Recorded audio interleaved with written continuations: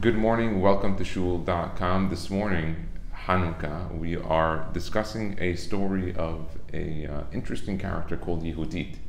There's an individual in Chanukah that there's actually two individuals, that there's a story of Yehudit.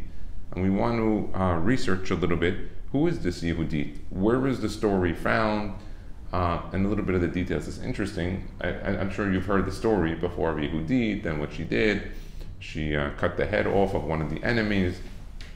But we're going to see today that there was two Yehudits, and it's a little bit interesting, the story. Baruch atah Adonai, Adonai Eloheinu melech haolam she'akol nהיה baro. Amen. Okay, so let's take a look. אחת מהאגדות המפורסמות במדרשי חנוכה, one of the interesting agadot, stories that come up in Chanukah, היא סיפורה של יהודית. That Yehudit shekarta et rosho shel rosh hatzorerim. She cut the head of one of the heads of the enemies of the Jewish people. מעשה זה נחשב לאחד מהגורמים שהכריעו את המערכה נגד היוונים. It was one of these actions that she did that tipped the scale in the favor of the Jewish people to succeed in winning the battle. בגמרא נאמר, נשים חייבות בנר חנוכה שאף הן היו באותו הנס. That's brought down in מסכת שבת דף כ"ג. Amud Aleph, that ladies were part of the mitzvah, therefore they are required to also do the mitzvah, because it is a mitzvah shehazman gerama, a mitzvah that is time sensitive, which means women should normally be absolved from it, but here she's not. They actually have to do the mitzvah. So the question is why? So they said because afhem hayu be'oto hanes, they were also part of the miracle. How were they part of the miracle? Because one of the gezerot was that the women could not go to the mikveh, and the men therefore couldn't be with their wives, so they separated from their wives. The other one was that any lady or girl that was getting engaged to get married, she would have to go first to the hegmon, and he would abuse her and rape her, and then she would go to her husband after the first night. So many people didn't want to get married because of it, and so there were many problems that existed that the Greeks were doing, the Assyrian Greeks, the Greeks originally. And so this lady, Yehudit, seemingly did something that tipped the favor. Masbir Rashi tells us, Shegazru Yevanim al kol betulot hanisuot, that the Greeks made a gezerah decree that all of the girls that were betulot, virgins, nisuot, that were getting married, hiba'el le tafsar techila, they had to go first to tafsar, the governor at the time, and through a woman the miracle happened. But as you can see that on Sham דיבורת מרחיל שאף הן היו באותו הנס. מאוין במדרשים המבואים באוצר המדרשים עולה שהיו שני מקרי עריפה של ראש השלטון היווני.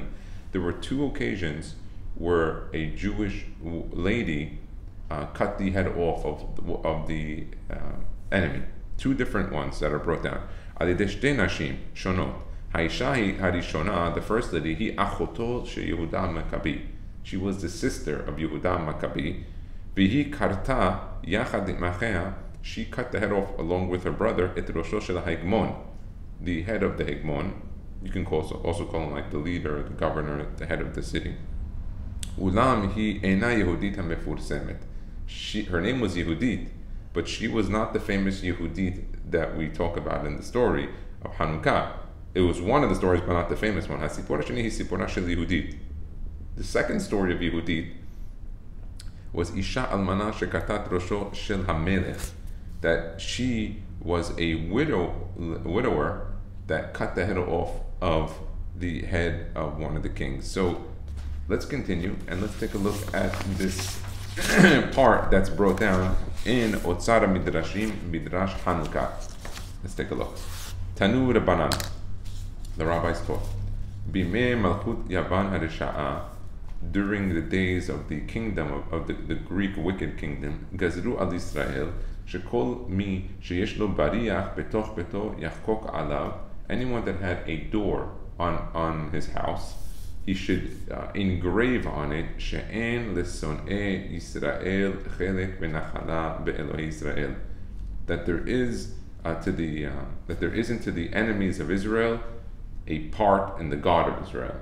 Okay, interesting. Miyad halchu Yisrael ve'akru berichim shebabatehem.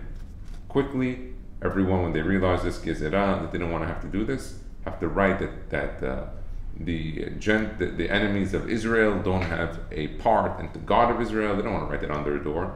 It was kind of like wearing the yellow star. So people said, okay, take the doors off. Everyone pulled their doors off their doors. They had no doors in their communities. But then they realized that whoever didn't have a door. Yes, but they were trying to fight the system. You understand? They were living in Israel. They were being occupied by an oppressor. And now the oppressor is telling them, hey, put this on your door. Don't tell us what to do. We have mezuzah on our door. We do what we need to do. Suddenly, they said, okay, we'll take off the door. What are you going to do now?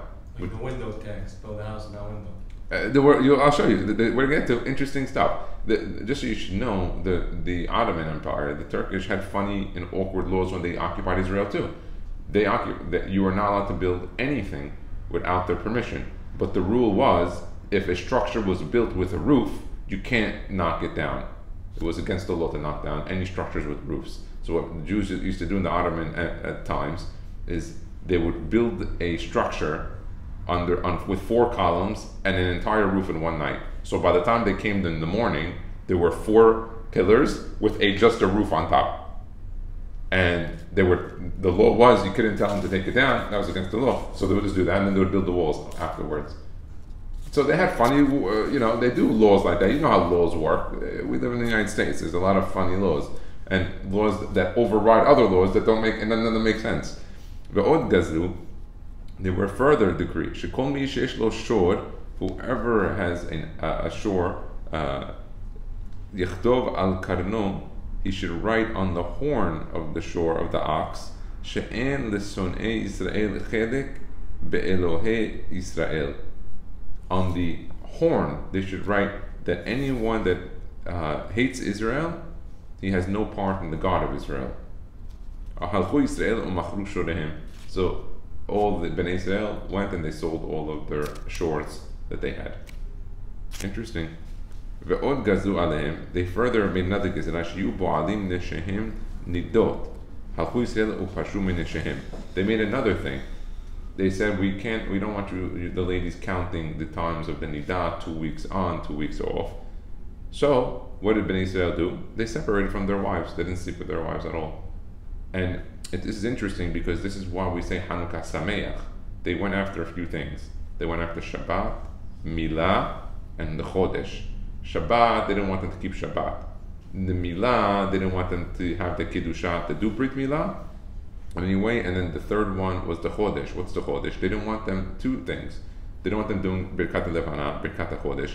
They didn't want them doing any mitzvot. And the first mitzvah, the Torah, that God had given us was Birkat Chodesh, HaChodesh Hazeh. And then furthermore, they didn't want their ladies counting from the moon, because people count from the moon. They know when they see a full moon, it's half the month. When it starts to wax and wane, so people count it. They said, listen, we don't want you counting. You use our calendar. Okay, and we don't want people going together with women that are dipping in the mikveh. You have to go they would only have to go with nidah, so the people separate from their wives. Ve'od gazru, they further decreed, shekol mi shenoseh isha tiba'er lahagmon techalav achar kach tahzor leba'ala, that anyone that would get engaged to a girl, that first the hegmon would have to sleep with her and rape her and abuse her, and then she can go to her husband. Wild stuff. 3 years and 8 months, these were the gezerot that were happening. Listen, the Greeks were around for 180 years, they had control. But here we're talking about when they made these gezerot and they took it to the next level. So 3 years, 8 months. Then the daughter of Yohanan Kohen Gadol, Yehudit, she got engaged. They were walking her. Imagine this: her brothers are walking her to the castle so that she can go get raped by this guy. This they How call. did that go down halacha? Regarding halacha, how did that go down? The halakha was it was asur. There was they were nothing. doing it? What do you mean? They didn't have a choice. So here they're walking to the hegmon, and there was I saw one mefaresh that said it wasn't every girl that this happened to. It was that he would get all the girls that were getting married that night, and he would choose which one he wanted. So it's not that every single girl that went in he slept with, but it meant that there was a good chance. It wasn't every single one. Now, they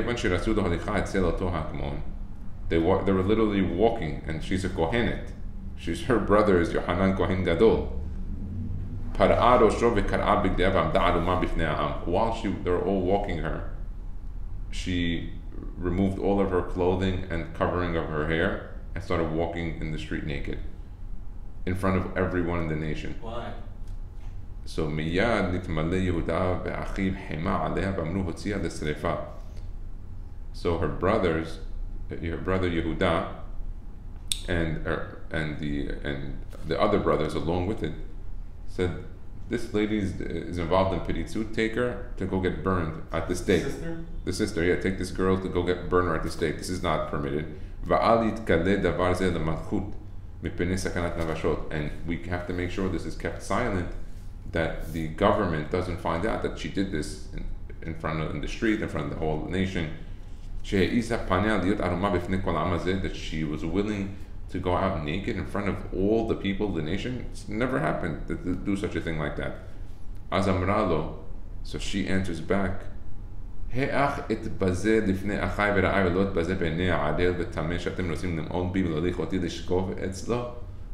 said, you guys are fools.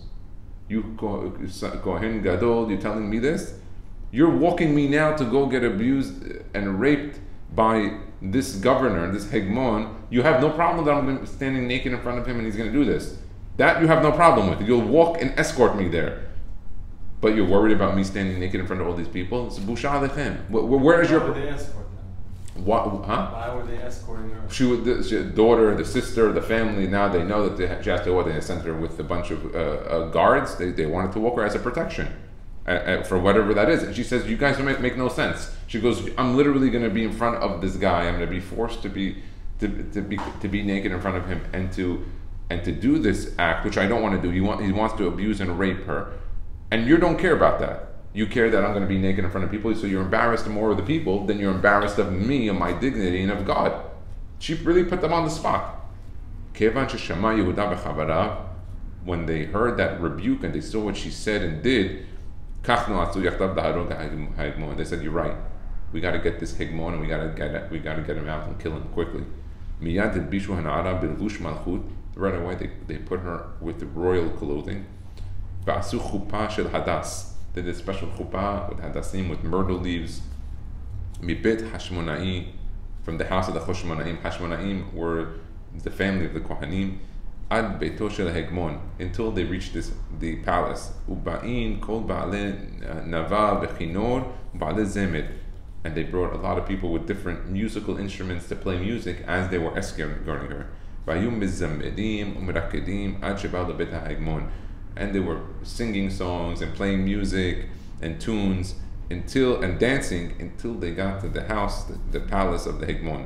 Kevan sheshama ha'hegmon kachamar l'sarav. When the Hegmon saw this, all the music and people escorting her, he told his guards, his va'avadav and his servants, he said, look at these people. This is from the family of the Gedolim, of the Kohanim Gedolim. Mizera Aharon HaKohen. From the seed of Aharon HaKohen. What a prominent family. Look how happy they are to do my will, to bring me their girls that are being engaged to get married, to bring them to me first. Look at how they're doing it with happiness. We must give them the right honor that they're willing to do this mitzvah that he's commanding them in a simcha.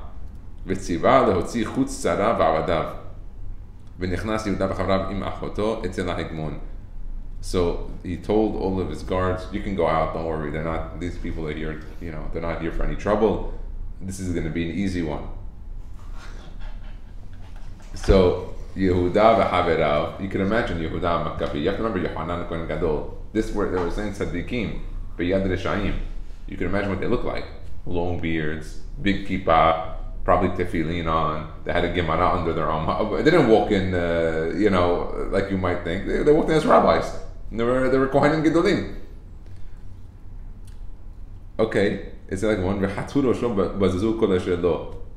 They took the opportunity, they cut his head off of the Hegmon, they took the head with them, and they took all of his weapons and all of the money that he had there in the palace. They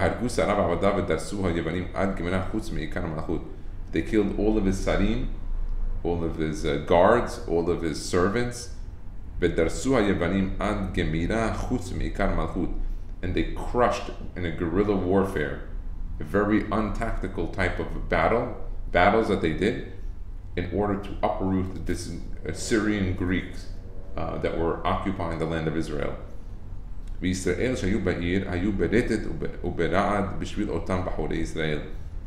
And all of Israel in the city were scared, they were nervous for the Bachurei Israel, for the girls after this situation. Yet Bat Kol V'Amra, came a voice from heaven and said, Netzchu Tanya da'azlu le'me'ebad keraba be'on tochya v'hazru oto b'harim v'sagru sharim v'asu teshuvah v'aschu. And a special ma'amar came from the Shamayim. I read that this came to one of the Kohanim Gedolim on Yom Kippur, before, a few months before, because Chanukah is Kafei Kislev, that this originally Bat Kol came out in Yom Kippur, that they were going to be successful on Antiochus. V'hazru oto b'chorim, and all these b'chorim came, v'sagru ha'she'arim, they closed all the gates, v'asu teshuvah, they did repentance, real repentance from their heart and from their intellect. V'asku b'Torah, they did heavy learning of Torah, u'begimus hasadim, and charitable acts, kind acts to others. Kevan sheshama melech Yevanim she'algu Yisrael ha'hegmon, when the king of the Yevanim heard that Israel killed the Hegmon shelo, kabatz kol amo ba lifnei Shalom ve'vi ota b'matzor. He brought all of his army and he covered Yerushalayim, the capital, and he said, because of what they did to the Hegmon, they cut his head off. Now I'm going to come after the city of Yerushalayim. V'nefchedu me'od Yehudim. They got very scared. V'hayta sham isha almana Yehudit. There was a widower later, a lady in the city, Shama, Benacha Shivhata. She took her maidservant with her. V'alcha etzel sha'arei Yerushalayim. She went to the gates of Jerusalem. Ve'amra, she said, Hinichu oti latzet, Shema yaseh makom nes al yadi. She said, please let me go out of the city. And they probably told her, listen, if you go out, you can't come back. We're not going to just allow people to leave in this time of sakana. It's a time of war. She says, maybe a miracle will come through me. Let me go out. She went out. They opened the gate. So she was a widower. And it says that she was also very rich and she came from a prominent family. We'll continue to see there's a few opinions about this. They opened the gate, they let her out.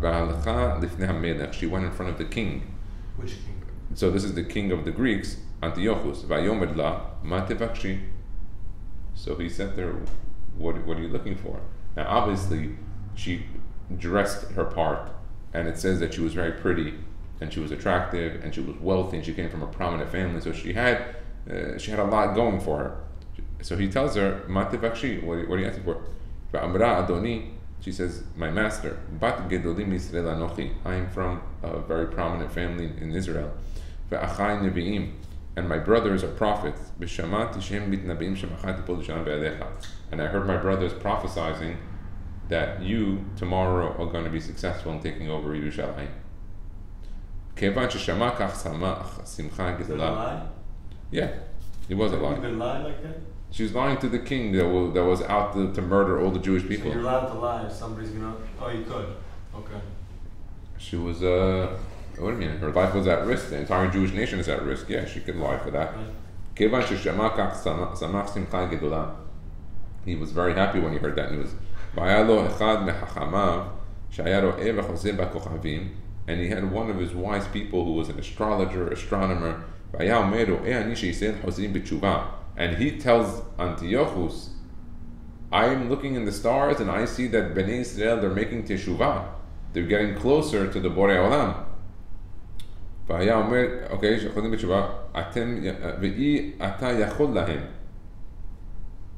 So he tells the wise advisor to Antiochus, says, listen, I'm doing my astrology and astronomy and I'm looking at the stars. Bnei Israel is doing teshuvah now. I don't know why this lady just told you that, but it's not going to happen. I'm looking and I see that they're getting closer to their God, and if they get closer to their God, you have no chance against them.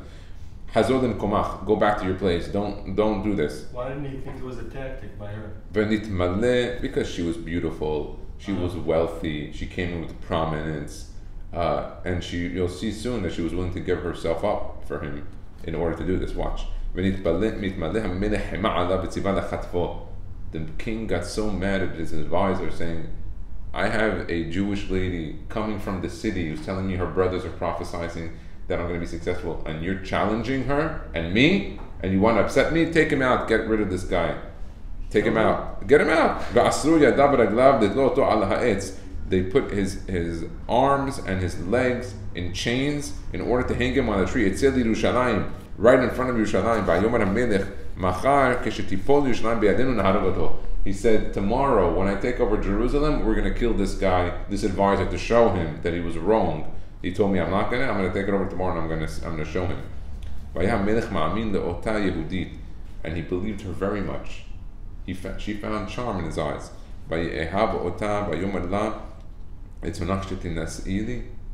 She loved him so much. He loved her so much. He tells her, do you want to get married? You want to get hitched together or elope? My master, the king, I'm not even on the level for one of your servants. You want me to marry you? I'm not even at that level. So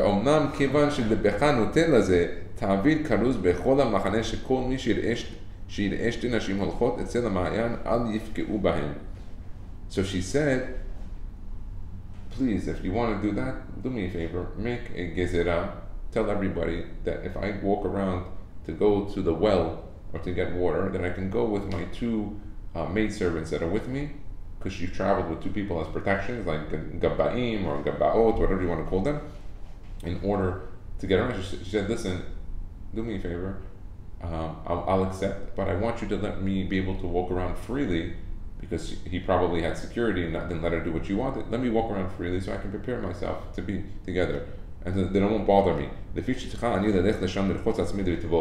So I can go take a shower, go dip in the water, clean myself, so I can get ready for you. So he made a gezerah. This lady Yehudit with her two maidservants, the girls, nobody's allowed to bother her, nobody talk to her. She's under private security from the king. And she did that. So he made a huge party, big meal, invites all of the authorities that are there, and they drink and they get drunk. Everyone at the end of the party went to their tents. Remember, it didn't say betim because they were in battle, so they built tents, temporary tents. And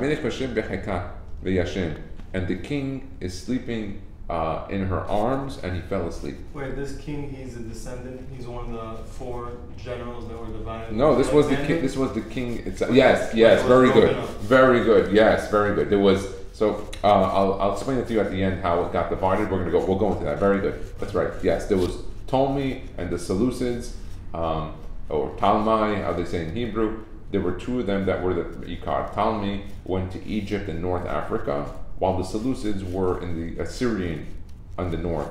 And Israel, being in the center of these 2 empires that were from the 4 generals, or the 2 that we're talking about, always used Israel as a battleground in order to go south or north. They were in the middle. It was divided by 4. They were all in war with each other? Yeah, they were all trying to fight with each other. When Alexander the Great died, he had left no children. He did have a mistress or girlfriend called Roxanne, and she had a son. It was just a baby, and like a few months after he died, he suddenly was killed. Meaning people didn't want the baby was killed? Yeah, they didn't want Alexander's offspring. I'm sure he had other offspring that was around. I'm sure of it.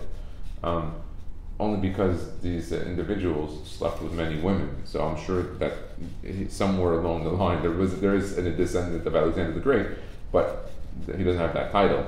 So they didn't want that. They killed the baby, and the 4 generals took over different territories that Alexander the Great had taken over. So the king ends up falling asleep on Yehudit after getting drunk that night and eating and drinking. And she took his saif. A sayif is not a herev. Herev could be a dagger or a one-edged sword. Sayif is a double-edged sword. What is that? A double-edged sword. What do you mean? Sword with two edges that are sharp on it, as opposed to one. That's called sayif. Shelo. She took his sayif, his double-edged sword.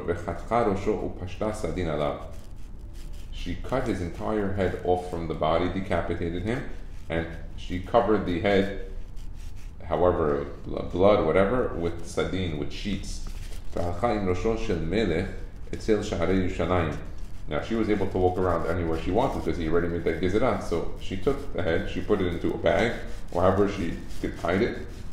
And she went to the gate of Yerushalayim Ba'amra. When she said, she said, open the gates because God already made a miracle through me. So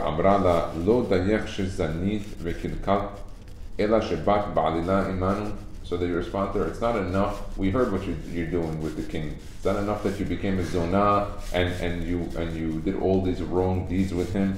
Now you're coming to make an alilah, to make fun of us, that a miracle happened through you. So she said, oh, okay. Look what I have. They knew what he looked like? The king? Yeah. And yeah, because they used to make coins with him, the paintings. They would advertise kind of like the dictatorships that exist today around the world, like Iran, or Syria. You go around, you see the king everywhere. They did that. They did statues. They did that stuff back then. That was the father of it. It was before even the Romans. The Greeks taught the Romans this stuff. So she shows the guards in the gate. Look what I got. She shows them the head of the king. She's like, whoa, what happened? She said, I told you, a miracle came through me. Kevan shira'uhu, they saw it. Patchu ha'she'arim, they opened the gates for her. V'yatz'u v'hedimu kol Shema Yisrael Adonai Eloheinu Adonai Echad. They all started singing and shouting Shema Yisrael. Kevan shesham'u Yevanim, kach. When the Greeks heard this, Amru le'machorat ba'im alenu. They got scared. They said, if they were able to kill the king at the Yochus, and they're able to do this, they're probably going to come after us tomorrow. So they ran to the king, into his home, and they realized that it was a king without a head. A very deep fear and it came on them. They got so scared they all ran away with it. So and when they started running away, Am Yisrael went from Yerushalayim and started running after them to get them. And that's how God is going to do revenge on the enemies of the Jewish people. Very quickly, and He's going to bring us to salvation. Like it says, and it will come to Zion, to Zion, the Redeemer. This is Otzara Midrashim, Midrash Chanukah. There's more. Go. You have a question? Was this the time of Hannah and her 10 sons also? The same king? So, the Hanan story is around the same time, but don't forget that it was a 180-year time frame that they were in power, and 3 years of these tough gezerot. We're going to go into Hana, and hopefully we're going to go into the other story of the Yehudit. There's more details of it. Now, the question is, how come the story is not found in the Gemara? It's not really found in the Tanakh. So, interestingly enough, it was after the closure of the Tanakh. It was after prophecy, and the Tanakh had only books with prophecy and high levels of Ruach HaKodesh. That's why there's a difference between Nevi'im and Ketubim. Ketubim is a lower level of Nevuah, almost Ruach HaKodesh, because they talk about Daniel Ish Hamudot, who had Ruach HaKodesh, but not really the Nevuah that is the same as the Nevi'im Rishonim. It was a different level. So where are all these stories found? Believe it or not, they're found in what's called the Apocrypha, or in Hebrew called Sefarim Hitzonim.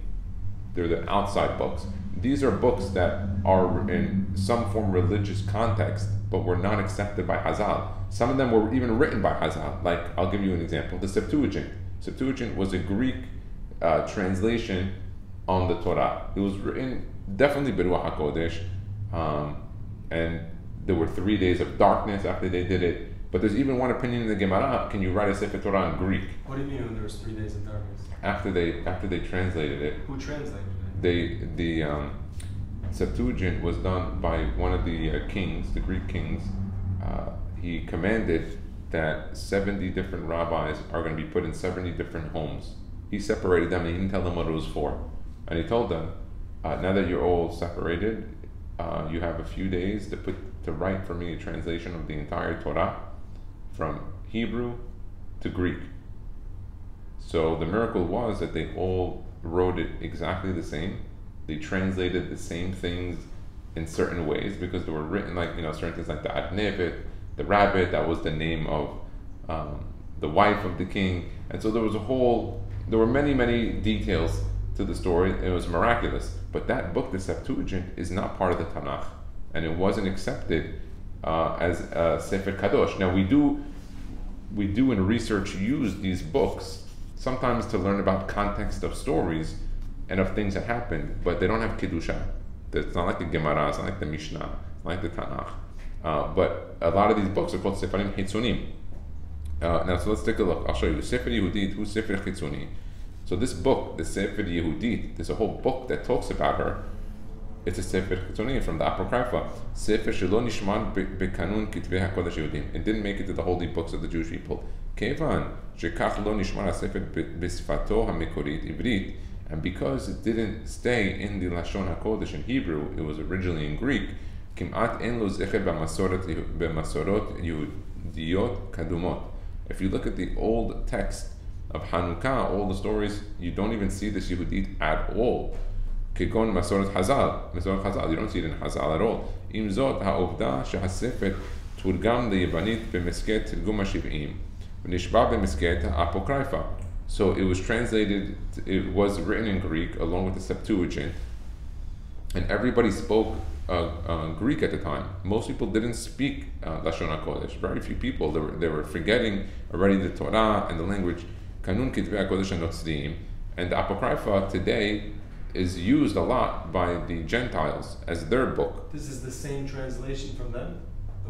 No, it was translated from Greek into English. Today it's in English or Latin. But the Greek that it was translated to English from, that's the same one? Yeah, the original Greek is the original one, but we don't. I don't know if they have it today. The original. So it's Greek. not the real words. No, we're going to get to that now. It's an interesting point on that. הביאה לכך שבימי הביניים חזרו מסורות ספר יהודית להופיע בכתב. During the Middle Ages, it started to creep up this story again into the Jewish literature. It's interesting. The Gemara was written in the year 100.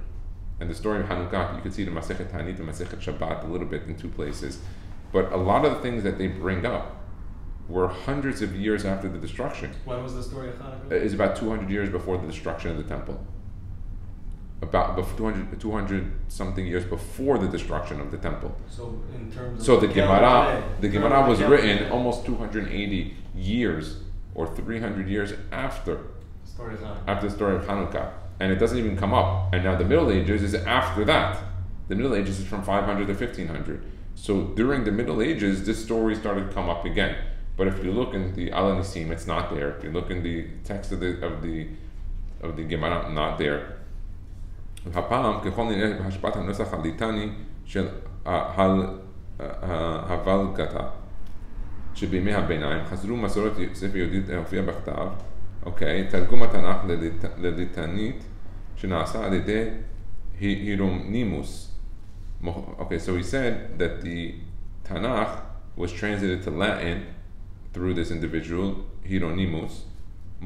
מוכרות ומסורות ימי ביניים רבות של הסיפור, אותם ניתן למצוא למשל בחיבור יפה מן הישועה לרב ניסים גאון בספר חמדת ימים ובבית המדרש של ילנק. המסורות לעתים מטעות כיוון שיש שינויים רבים בינם לבין הספר המקורי.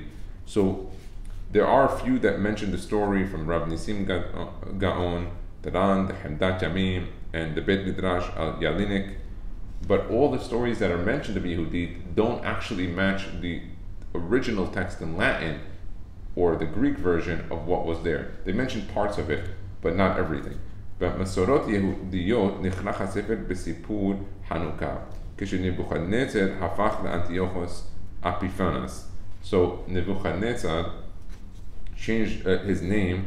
Nebuchadnezzar was not only just one person, it was like a title that was given to the kings, like the president or prime minister or Paro or Tsar.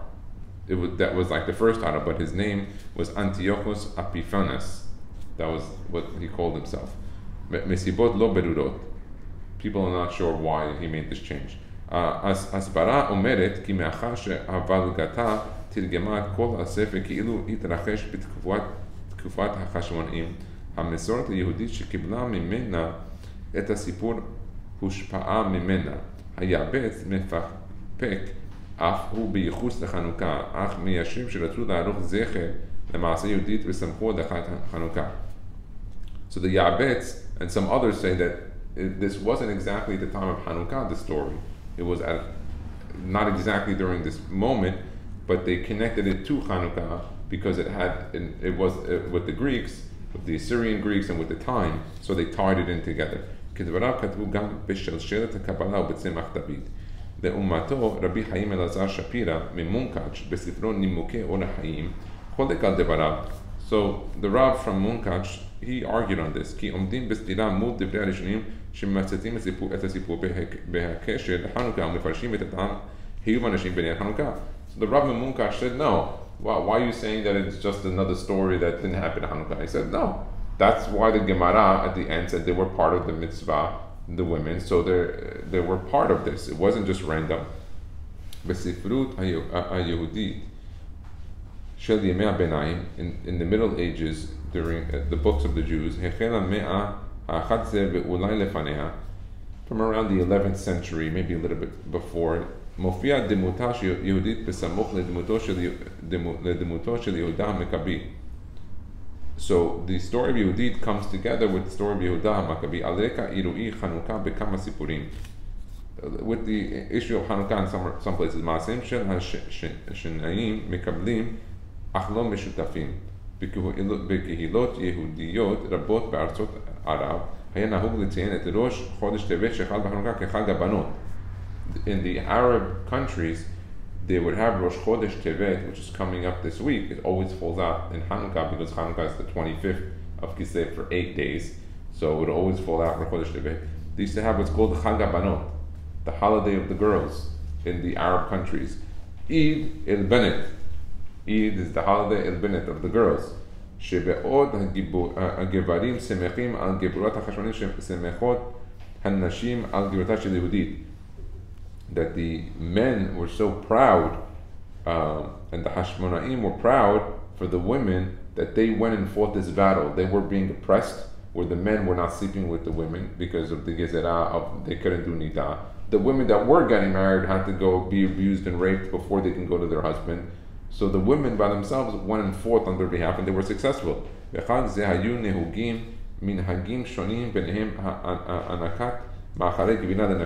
And one of them is to serve cheese and all different types of salty cheeses on the holiday, and milk on the holiday of Hanukkah.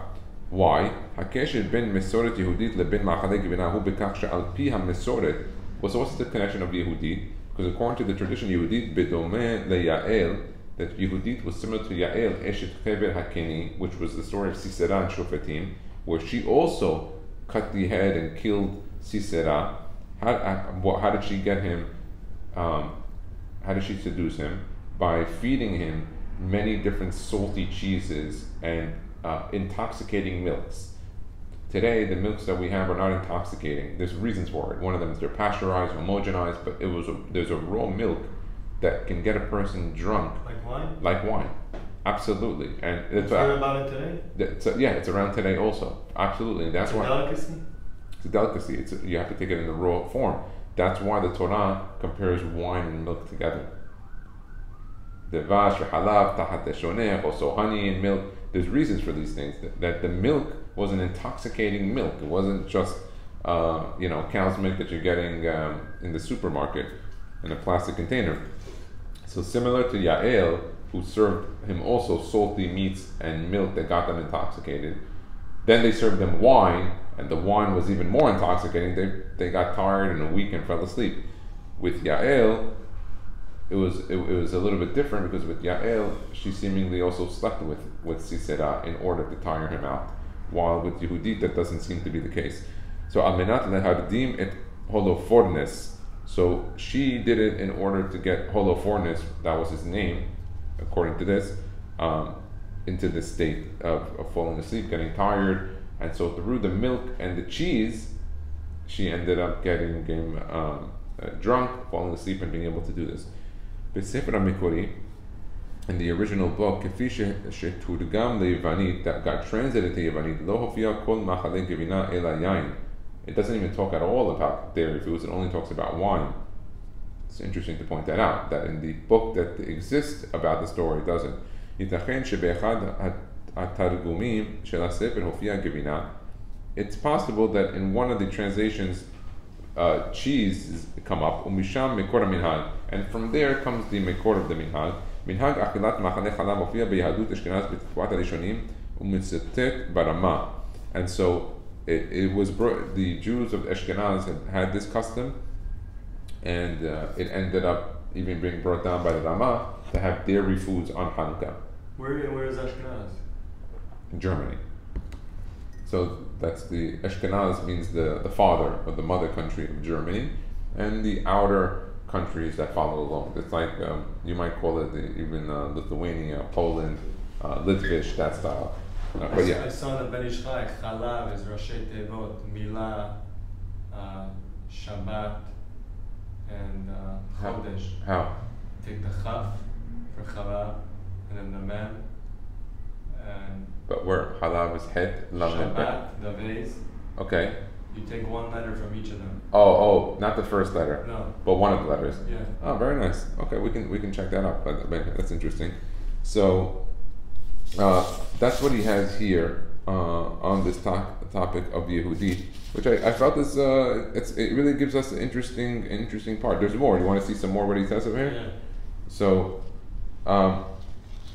he says here, it's just interesting also that because this book wasn't accepted into the Tanakh, because it was after the time of prophecy and wasn't considered a holy book, even though it is religious in nature and we're seemingly getting the custom from here, it was accepted into the New Testament and the Apocrypha of the Christian texts, which is interesting. Wait, so it was written down in Hebrew, this book, originally? It could have been either Lashon HaKodesh Hebrew or probably Yevanit. I would probably bet it was in Greek. And then where did they put it? Where did they hide it away? They hid it, or? No, they kept the story. Just get passed down? Yeah.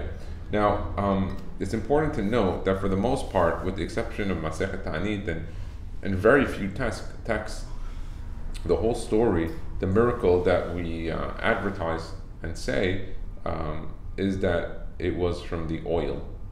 That the oil lasted, and we brought down the Beit Yosef, that what was the miracle on the first day? If the oil lasted for 8 days, it's seven branches on the Hanukkah. What was exactly the miracle of the oil?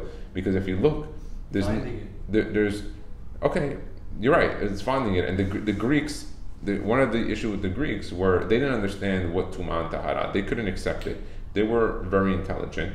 They were philosophers. They were thinkers. They were advanced in building. They didn't buy it? They didn't accept what the concept of Tumah and Tahara is. They couldn't accept. Why didn't they accept Shabbat? Why is this day holier than any other day? Prove it to us. We can't prove that. There's nothing to prove. Or why does Brit Milah bring a person more Kedusha? Or why does dipping in a mikveh, a stream of water for a lady, allow her to be pure? They couldn't get that. So how would they mitameh the oil? They would just touch them. They would just go around touching every oil. They would say, the wine is no good here. I touched it. Explain to me logically why me touching that wine or touching that oil is mitameh. A non-Jew can't touch it? No, not the oil of that was used in the olive oil used in the Beit HaMikdash, or even wine, unboiled wine, not mebushal. Even mebushal wine is problematic, but a goy can't touch it. Even outside? The bottle, when it's open, yeah, for sure. Even when it's not open, What if you're watching? It's okay. There's issues. There's a whole halachot that we can go into of all the details of how wine works, but they couldn't accept it. The Greeks were like, look, you're literally saying that your God is telling you that all this is Tumah and Tahara. Explain to us logically. Teach us. And there was nothing to teach because it's chok. Tumah and Tahara is very detailed, very nuanced. Explain to me why if someone passed away in a hospital on the 8th floor, why someone on the 1st floor now has Tumah. He's in the same building in the Ohel. Now he gets Tum'ah, he's got to go dip in the mikveh, he can't eat korbanot in the Beit HaMikdash. They couldn't accept this. They said, listen, explain to us logically, intellectually, let's think about it, let's talk about it. And this was one of those items, so they wanted to uproot this part of the religion of the Jewish people. They were not out to kill the Jews. They were out to uproot the Tum'ah and Tahara concept. That just remove that from your religion. Become Greek like us, Hellenist, we'll help you, you be part of our nation, we'll incorporate you inside. And that this is a different method as opposed, there are two different schools of Jew hatred and anti-Semites. I call them Jew haters more than anti-Semites. I think anti-Semitism, the word itself is improper. Just call them a Jew hater. I think that's the right way. They just hated Jews. There was no reason for it. And there's two schools. We've said in the past here the story when Franz Joseph, the premier in Austria, invited Tsar Nicholas to Austria, his cousin. And his cousin was there. And his cousin noticed that in Austria, at that time, the Jews had freedoms. He said, I noticed that you have Jewish lawyers, you have Jewish doctors, Jewish engineers, Jewish professionals. And because I see even in your office, in your palace, you have Jews working for you. He goes, and I know you to be a rabid anti-Semite just like I am. Tsar Nicholas is telling him, my cousin, explain to me, why do you give all these Jews rights in your country? He goes, in my country, I oppress them. They're not allowed to practice the religion. They can't do anything that has any form of God in it or any deity of God, anything of this nature. Why are you so free with them? And Franz Joseph responds, I'll kill them my way and you kill them your way. Why are you bothering me? Yeah, I know what I'm doing and you know what you're doing. And he knew what he was doing. He was doing it in a way that was going to remove them through assimilation in the style of the Greeks. That was their method. Tsar Nicholas had another method by oppressing them and restricting them. But Tsar Nicholas was wrong, because at the end of the day, those that assimilated through Franz Joseph ended up falling into history as Gentiles, and we lost them completely, their entire families and descendants. While through Tsar Nicholas, they remembered the religion and they ended up coming back, many of them. And that's why the Alter Rebbe, Rav Shmuel Zalman Eliadi, when Napoleon was coming to take over Russia, that had done the scorched earth policy and different things, there was a discussion amongst the rabbis in Russia. Do we pray for the success of the Tsar, or of Napoleon? Because if Napoleon comes in, he's going to give freedom of religion, he's going to allow the Jews to be more open, he's going to allow the Jews to be part of society, it's going to be a lot of help. We're going to be able to open yeshivot. Napoleon was open. Egalite, fraternité, liberté, he was open to all this stuff. And many rabbis prayed for the success of Napoleon because they felt it was just too hard under the Tsar. While the Alter Rebbe did not, he prayed for the Tsar's success, and seemingly he was successful because the Tsar won, Napoleon lost. It's kind of interesting, but the Tsars then put him in jail for years, and then Yud Kislev was the day that he got out, but he was placed Why did he go to jail? Because he was teaching the religion and he was practicing Torah mitzvot. And why did he let out? Oh, yeah, I don't know the whole details of the story, but on Yud Kislev he got out. It could have been whatever, the gezerah, the punishment was over, however it was, and they ended up letting him out. But it's just interesting that all these things transpired in this capacity, in that way. Okay, so let's continue. So, ככל נחלק המחקר בשאלה האם יש בסודו של הספר גרעין היסטורי, או שמדובר בדעה ספרותית. מחלוקת זו קשורה לסוגיית תהליך כתיבת הספר. המחקר מציע שתי אפשרויות מרכזיות: התקופה הפרסית בערך המאה הרביעית לפני הספירה, או בתקופת החשמונאים החל המאה השנייה לפני ההיסטוריה. So they did some research to see when exactly did the story come about. So there is another part here that I thought was really interesting.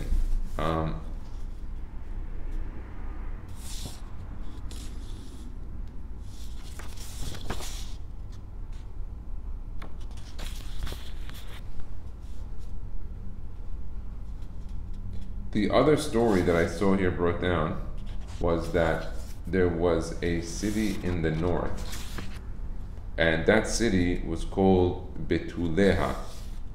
Let's see if I can find it here in the notes. Here, let's take a look here.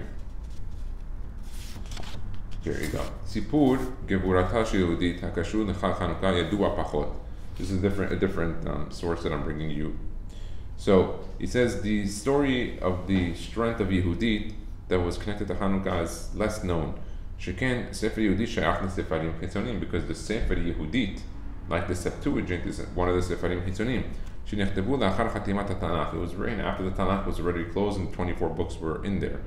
It's interesting that the story of Purim, Megillat Esther, is 220 years before the story of Chanukah, and Chanukah before the Churban is about 280 years or so. Below Nechlalu B'Tocho.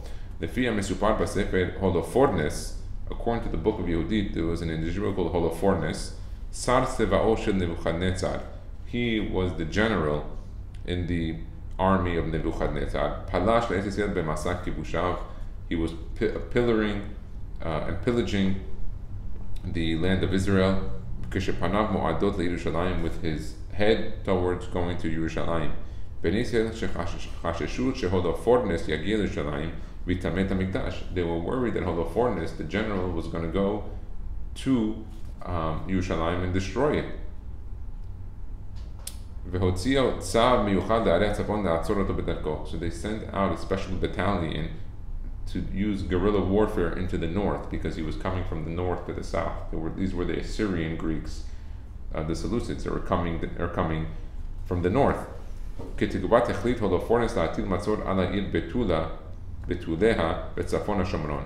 in the north of the Shomron, there's a city called Betuleha, or Betulia, and Holofernes decided to do a siege around the city.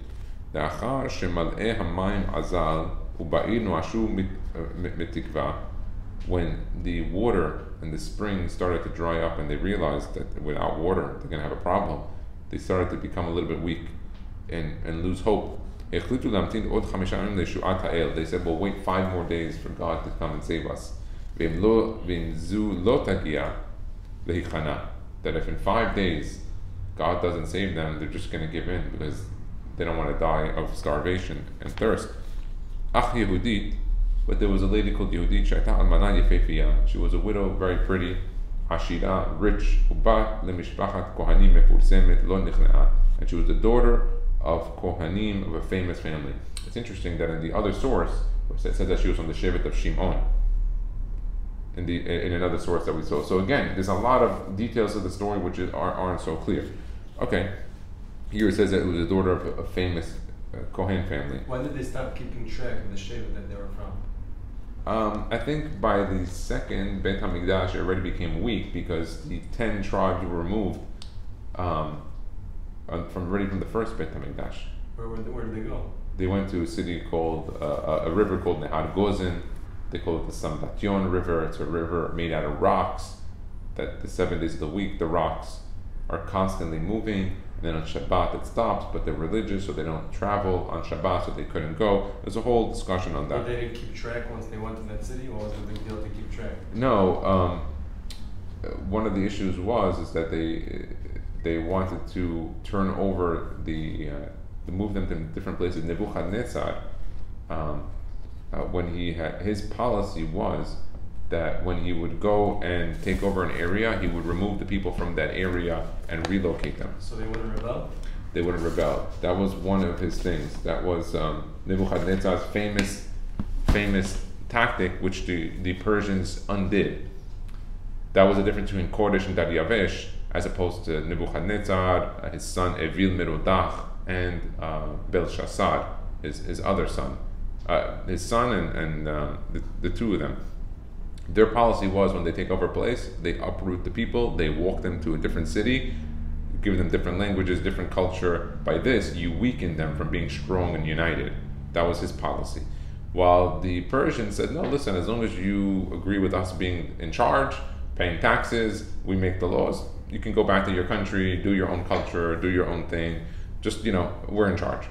There was a different policy. They both had two different schools of thought. The Persians were more successful than the Babylonians because of this.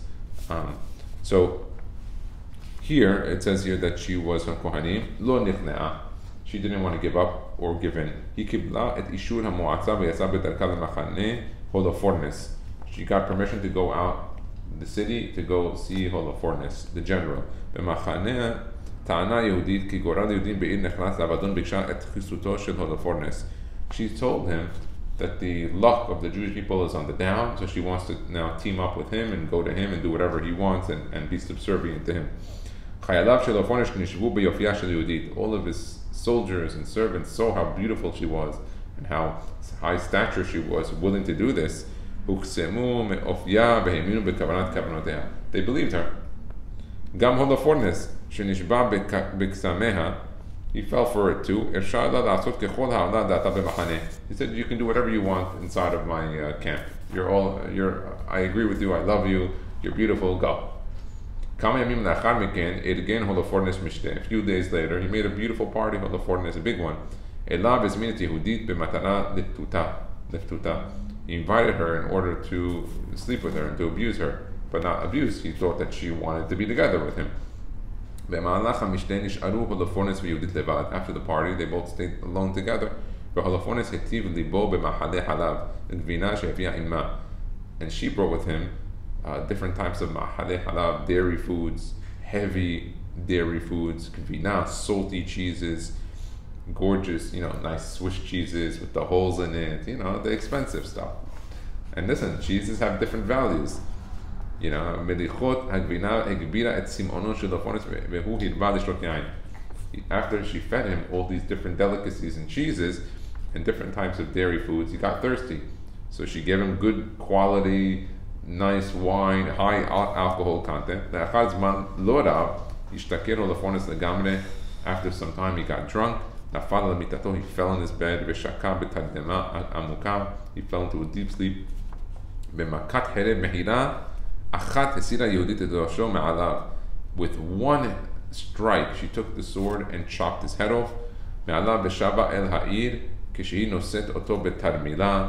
And she went back to the city of Betulea, carrying the head with her, covered inside of some sheets.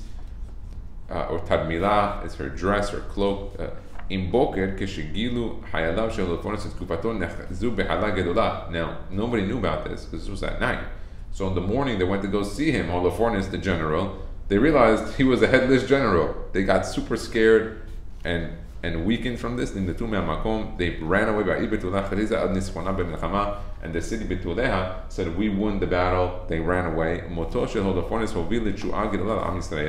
It was a very big salvation for the nation of Israel.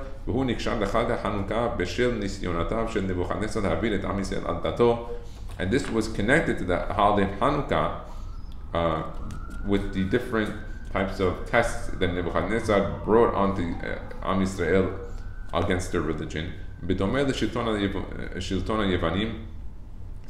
the Shilton of the Greeks. Because this is Nebuchadnezzar as opposed to Antiochus.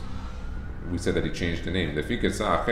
Shema shel Yehudit, according to a different opinion, Shema shel Yehudit hu k'shema shel bito shel Matityahu HaMaccabee, bakach nosar k'shel Chanukah. Some people made a connection to the daughter of Matityahu HaMaccabee. Her name was Yehudit, and so by the way, in the other story we said Yohanan was the father. Here it says Matityahu. But either way, they say because there was the same name of one of the girls in the Hashmona'i family of Yehudit and this Yehudit, some people interchanged the story and the connection. Some say no, there were two Yehudits, two separate stories, and that's seemingly more is likely the case, that there were two separate stories of Yehudit that both did something like this, of going together with the enemy, sleeping with them, or getting them drunk and then subsequently killing them. It's just interesting, if you look at who was the first girl in the Torah to have the name Yehudit, it was Aholibama, that we learned a few weeks ago. Aholibama was one of the wives of Esav.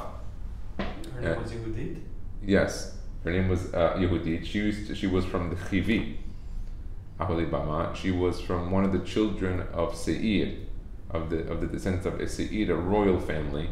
And Aholibama her name was also Yehudits. She would worship all different types of avodah zarah. And it's interesting that she also, even though she was the wife of Esav and had 2 boys from Esav, she slept with Eliphaz, which was her other son, not from her, but from her husband. Esav had another wife. And Esav was still alive? Yeah. Esav knew? Yeah. So Eliphaz slept with Yehudit and produced a mamzer called Korach. Later on, they asked in Shevet Levi, Korach was their kid? Yeah. Or descended from them? No, that was the kid that came out. That was the bastard son that came out from Yehudit and Eliphaz. It's not the same Korach that you know from the story of Moshe. But one of the Rashi brings down, and other Mefarshim, that was the problem of the Mishpacha of the Levi'im. Why did Yitzhak name his son Korach? Yeah, why? Because originally that Korach was not a good character. So why did he carry the name? And they discussed that he should not have taken that name. That this Korach ended up becoming Aluf Korach, a chief. Now, and it's just interesting that the name has a significance. Where obviously the Yehudits in the story here were Sadkaniyot and did great. Why was her name Yehudit? I thought that means Jewish. Yeah, she used to fool Yitzhak and the Rivka that she wanted to be a Jewess, but she really was a faker. And so it's interesting that she was involved in immorality, even according to the Sheva Mitzvot B'nai Noach, because according to the Sheva Mitzvot B'nai Noach, immorality is specifically on Eshet Ish, on married women, not specifically on family, which means a Gentile, if he wants to marry or go sleep with his aunt, or technically, obviously this is illegal in the United States and countries, but his daughter or other family members, that's not it's not a violation in the Torah law of what the Sheva Mitzvot B'nai Noach, according to some opinions. Why is it illegal in the United States? Whatever. That's I don't know how that works here. But in regards to Torah law, the specifics of what the violation is going after a married lady. There is a concept of a married woman, even amongst Gentiles, that if she's married and someone else sleeps with her, that's a violation of death according to Torah law. Of course, not today. So what's a concubine? So a concubine is a second wife, like a pilegesh, that they take on their main wife. They have children from her. He sleeps together with her, and he takes care of her, but she doesn't get the prominence of being the main wife. He has the main wife, and then he has the pilegesh. And so it's interesting. What I was saying is that the Yehudit originally had some form of immorality, and then the 2 stories of the girls that were also called Yehudit, which were Sadkaniyot and righteous women that saved Bnei Israel, also had in it some form of questionable acts with immorality, but they weren't questionable. They were Sadkaniyot. But I'm making the connection because you see it amongst those that have the name Yehudit of something of that nature. So it's just really interesting. Did any righteous people come out of Esav? Sure, many people. There are many converts that came out of it. Let's continue here. אומץ הלב, התחכום, הנחישות, השימוש בתחבולות, גם שתיית החלב חוזים בשני הסיפורים. סיפורים אלה נותנים מקום של כבוד גם לנשים ולמעורבותן הפעילה במאורעות החשובים של העם היהודי לדורותיו, נשים בודדות שבאומץ ליבן ובחוכמתן הצליחו להרים על גדולי המפקדים להכריע גורלות. So what she's trying to say here in this piece that I read on Yehudit is that it was a few ladies that with the strength of their heart and with their knowledge and intelligence were successful at tipping the scales for all the Jewish people, and even for some of the big generals that were males. To go to show you, the Jewish people, we have always put women at the forefront. Doesn't mean that the women have to do every part of every mitzvah, but we give a lot of credence to them because b'zchut nashim sadkaniyot nigalu avotenu. So when it came to Mitzrayim, when it came to many of the generations, and it's well known amongst the rabbinate, very well known, that the religious level of a family is not determined by the husband, it's determined by the lady. And so a person who marries a religious girl, or a girl that has Yirat Shamayim, she follows in Torah mitzvot, the children more likely follow that path. More than if the husband was very religious and the wife was not, there's a chance that it wouldn't follow that way. So it's just interesting when you see that. So it goes to show you, we give a lot of credit to Yehudit. Over here, there's obviously, this seems like there's two Yehudits in the story, two different stories of it. Lots of details are not so clear because of the reasons we said, that it wasn't inside the Tanakh itself, and things of that nature. So I think this is it for Yehudit. I think we've brought a little light into the story, on it. Baruch Adonai Da'olam, Amen ve'amen.